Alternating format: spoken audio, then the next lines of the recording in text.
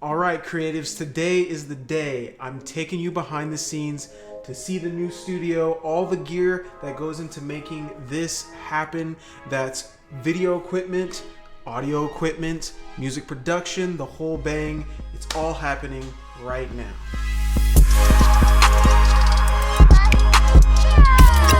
What is up, creatives? It's Jahrell, your music technologist, here to help you master the tech you need to make music freely. You know the drill. Sub, like, all that stuff. It helps the channel. It helps you see more like this.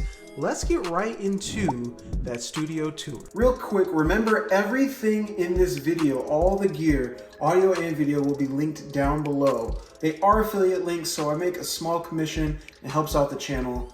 Let's check out the gear. So I'm gonna start this off with audio gear, and of course, the first thing I gotta talk about is the workhorse itself, the 11-inch M1 iPad Pro, 1TB model.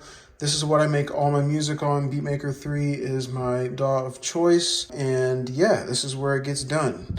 Then I have that running to a CalDigit dock. There's two of these. This one is for the iPad. Staying in the realm of audio, here is my interface. This is the one that's running into my iPad. This is the Universal Audio Volt 276 interface.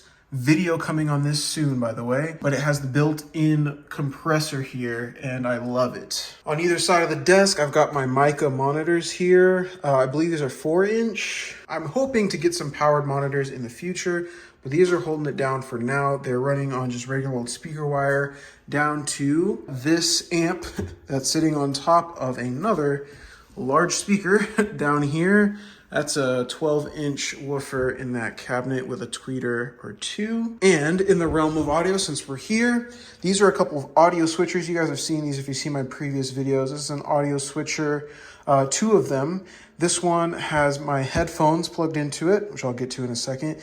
And then this has the speakers plugged into it. And basically what this allows me to do is switch between my iPad and my Mac with the same speakers and the same headphones. So pushed in is one, that's the iPad. With it opened up, that's the speakers. And then likewise for the headphones. Speaking of the headphones I'm using are the III Studio Wireless Plus. I have a video coming up on these very soon, but I am loving these headphones. They are truly wireless, latency-free headphones for music production, and it's wild how it works. Definitely be on the lookout for that video on those headphones. They're super good, and I'm loving them. So I keep those headphones right here, wire-free, on this headphone stand, which I'm looking to replace soon with something a little more sleek. And you'll notice this right here is the wireless receiver for these headphones. I keep that plugged in right here, unless I need to move it to my other station, which we'll talk about in just a second. So over here, I've got my new microphone. This is the Universal Audio SD1. You'll notice it looks a little similar to another very famous mic, but it is a dynamic microphone, great for podcasts, but also great for lots of other things like vocals and instrument recording. I'm doing everything with this microphone now, and I really do like it. Review coming soon on that. Now that microphone is running into this new thing that I've got right here. It's the One Little Bear Duke audio box, I believe. This little box allows me to run both the microphone that's here as well as my microphone up there for the video into one XLR input, which goes right here into the interface, and I can switch between them with the turn of a knob. Really simple. It does what it's supposed to do. It doesn't need any power. I have it wired to where this one over here, the X is this microphone, and Z is the overhead microphone, and then Y in the middle is basically, there's nothing running to it, so it's basically like a mute toggle. And this makes it really easy when I'm in the middle of my live streams making music or something. I need to use my SD1 microphone for the recording of any instruments or vocals or whatever, but then I need to get right back to the overhead vocals for the video itself. I can just turn that knob and it really does do the trick. Now the Volt 276 on the back there is not the only audio interface running. I have a Volt 2, a regular standard Volt 2 running under here, and that is going to my MacBook, which you'll notice is mounted over here, but we'll talk about that more in a second. That is the audio interface for my Mac. These inputs here are running from the Volt 276 up there into here so I can get the audio into these live streams and videos for you guys. So if you look over here, you'll notice I still have the same Alesis 88 key weighted keyboard. It's great. I love it. I love playing it. It's perfect for any piano stuff I need. Accompanying that is the Akai MPK Mini Mark III.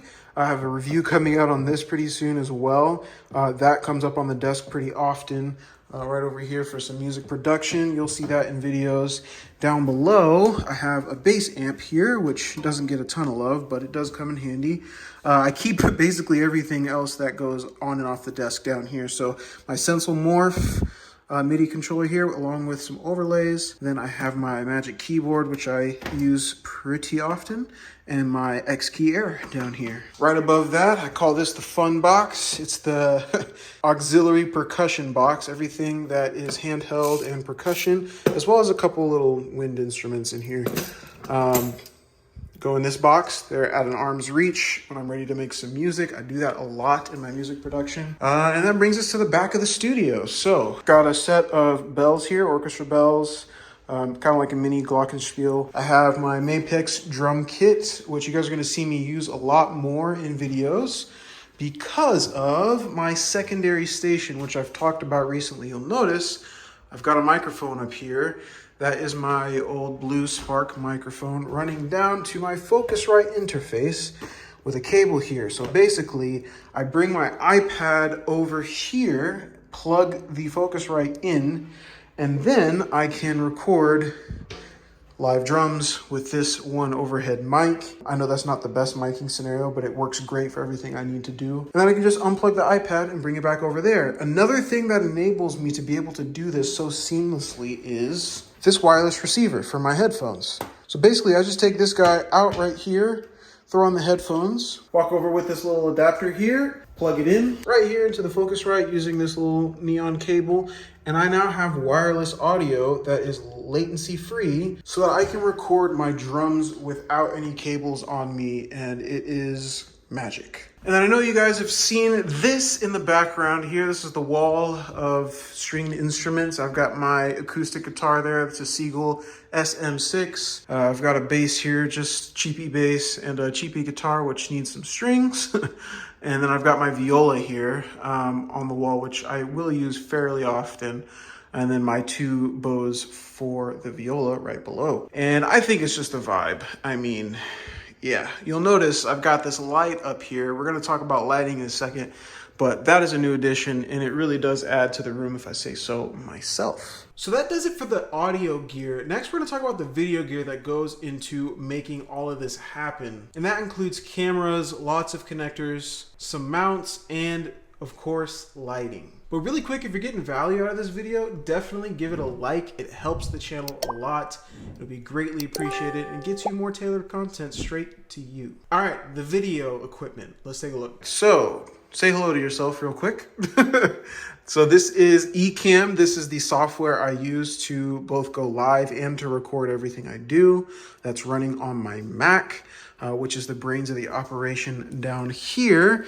This is the M1 MacBook Air. It's getting the job done. I don't plan to upgrade anytime soon, but you never know. That Mac is running to two hubs at the same time. This one here, which is dedicated only to one cam link, and that cam link is giving us the camera up there. And then we have the other cable here, which is running all the way to the CalDigit dock on the desk, which everything else runs into, and there's a lot going on. So, like I said, I have two cameras running right now. There's a Sony ZV-1 behind this teleprompter here, and then there's a secondary Sony ZV-1 up top giving us this top-down angle like that. That is a recent addition, and I really am enjoying it because it just has killer quality, and Sony has this cool feature called Product Showcase, which allows me to very quickly get a very snappy focus out of anything. Anyway, that's gonna spruce up the videos a lot. Formerly, there was an iPhone up here. The one I'm recording with right now was being used for the top down. We've upgraded that to a Sony ZV-1. And you'll notice I've got another little monopod here on the desk, and this will be used for a third angle, which I haven't got set up yet, but I'm working on it, and it's gonna give us, you know, another angle to the video, and that's gonna be just something to jazz it up. So the first ZV-1, the main camera right here, is behind a teleprompter right here that I have hooked up with this little Field World field monitor.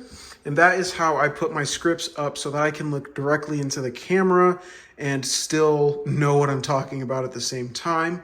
Up here is one of my 3 lights. So that's my main light, my key light. This right here is my hair light. And over here is some fill light for this area. It helps keep shadows off the desk while I'm trying to get some top-down action. Another thing that helps with that is these LEDs that I have running all the way around this closet door frame. While we're on lighting, I'll show you this little guy right here that I have lighting this whole back area. This is the, I can't tell if it's IVISI or MSII. I'm not sure, but it will be linked below. Very powerful little light. It lights up this whole area blue, and it's great. I've already mentioned I got a cheap little LED up here that's running on battery power that lights the string instrument wall, and I have a little battery bank plugged in down here to charge those batteries. It just makes it easier to not have cables running everywhere for that one light. And then over here, you've already seen it. It's a 42-inch old TV I've had from a long time ago. It is basically just running the MuseTech logo the whole time, and it definitely adds some vibe to the shot, the main shot here. And basically what that is just the TV itself with an old Chromecast plugged into it. And this old phone that I have, old Android phone I had laying around, is basically just casting my screen with my logo in a loop to that screen. And that's how we're getting that logo running in the background. It's been working great. So that's it for lighting and ambiance. Above here, I have a fan to keep me cool. This is the quietest fan I could ever find. I believe it's called an Opolar, one of the two. And I basically just mounted it right above my air vent, right in front of my air vent. To blow the air directly down here, because man, all of this equipment really does make it hot. I've got a cable running around here and all the way around and down to get some power to it. And I'm sure you've noticed the Stream Deck XL here, and I have another Stream Deck up there.